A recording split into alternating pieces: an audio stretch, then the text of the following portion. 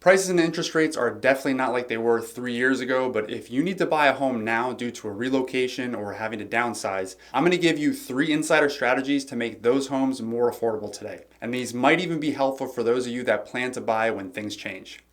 Hey, for those of you that don't know me, I'm Rick Harrison. I'm a home buying specialist here at MVP Realty in Southwest Florida. And on this channel, I bring you the latest tips, tools, and tours to help you decide if this is the right time and place to make your move to paradise. So if that thought's crossed your mind, subscribe to stay up to date on my latest videos, keeping you ahead of the curve. Home affordability is at an all-time low right now with both prices and mortgage rates near all-time highs. But we've also been at artificially low interest rates for over a decade, and today's high rates are actually average according to historical rates. The unfortunate difference today is that we also have the largest home affordability gap in history. Where we head next, nobody is sure. We could be heading into a lost decade, a new norm, or a return of prices to the mean, but I know that some of you may not have the luxury of trying to time a market and may be relocating or needing to downsize very soon. So let's talk about 3 strategies to save you money and make owning a home more affordable. The first strategy is the use of specialized loan programs. The first one that many of you may have heard of already is the Hometown Heroes program here in Florida. This is a down payment assistance program that helps buyers who work in civil service occupations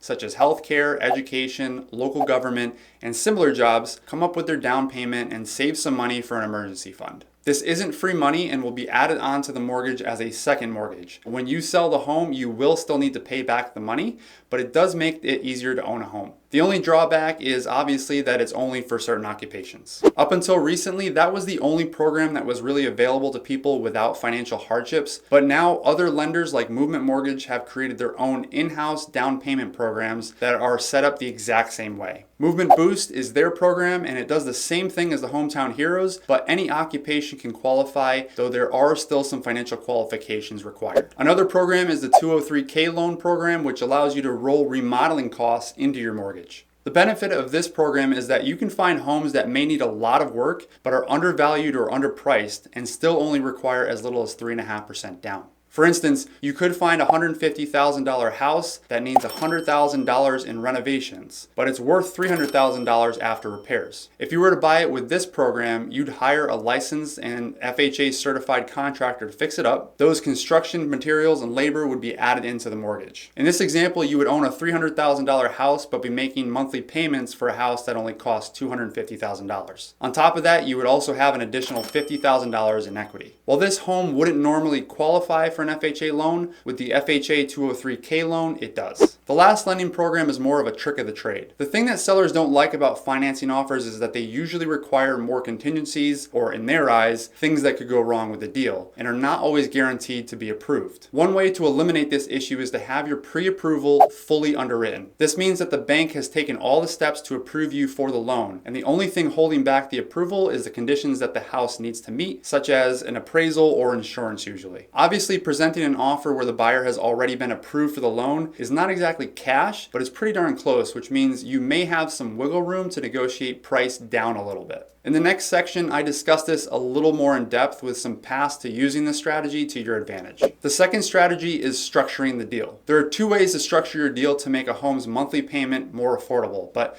these strategies are really for people who are right on the cusp of their budgets and just need a little extra sauce to make a deal work. The first is to get the interest rate down, and the second is to get the price down. So let's start out with the simpler one, reducing the monthly payment. One of the easiest ways to get your monthly payment down is to lower the interest rates on the mortgage, obviously. And the best ways to do that and save yourself money up front is by structuring your deal in a way that the seller pays for some or a majority of your closing costs. When the seller pays some or most of your closing costs, it frees up some extra cash to pay for points on your mortgage, which reduces the interest rate. There's no set limit on the number of mortgage points you can buy, but most lenders will often let you buy up to 4 mortgage points because there are federal and state limits on how much borrowers can pay in closing costs. But hey, saving between $50 to $500 a month depending on the price point could be the difference between affording it or not for many people. The downside of this option is that it usually only makes sense if you plan to live in your home for a while. So make sure you're choosing the home that meets your current needs, but also has potential to grow with future needs.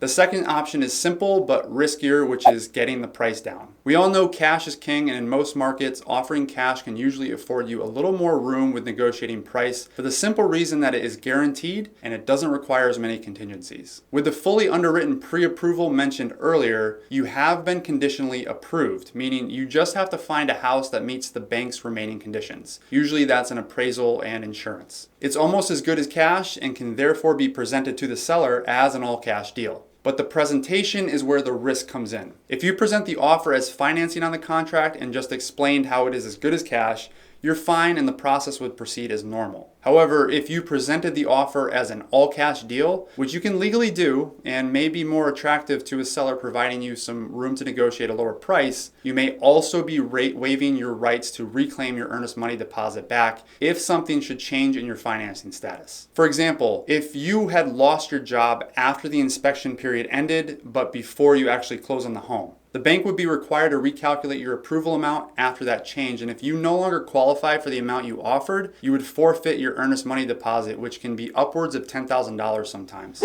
The third strategy that many folks are using right now is buying new construction homes. A lot of the builders have jumped on the pain train and are offering buyers thousands off of closing costs and including rate buy-down packages. There are programs for starter homes like D.R. Horton Express Homes in Cape Coral, Lehigh Acres, and North Fort Myers, and even luxury homes like Toll Brothers in Naples. The programs all vary, and some are 1.0 and 2.0 programs, meaning they buy down your rate for the first and second years, and then it returns to a locked-in rate during year 3. But some of them, like D.R. Horton's Express Home programs, buy down the rates to 5.25% for the entire term of the loan and cover all or nearly all of your closing costs. I've included links in the description for more information on all these strategies and programs, but if you have questions or would like to run some scenarios by me and pick my brain, my contact info is in the description and I'd be happy to help give you some ideas or advice. That's it for today's tips. I hope you found them helpful, and if you did, please hit that thumbs up button to let me know, and don't forget to subscribe to stay up to date on the latest tips, tools, and tours each week. Thanks again for watching, and I hope to see you in the next video, but until then, stay safe, stay positive, and more importantly, stay free.